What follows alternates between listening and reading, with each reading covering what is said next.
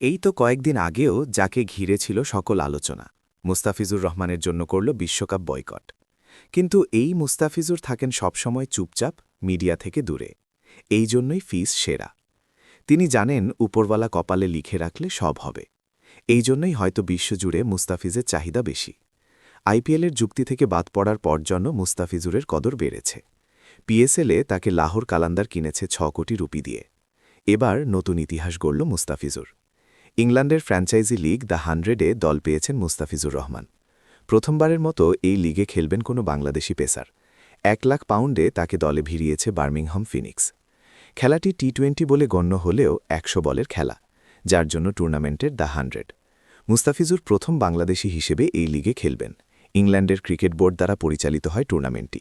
এই টুর্নামেন্টে ওভার ৫ কিংবা ১০ বলে। এই লিগটি সম্প্রতি শুরু হলেও বেশ জনপ্রিয় হয়ে উঠেছে। তবে এবার আরও জনপ্রিয় পাবে, কারণ এখানে আমাদের ফিস খেলবে।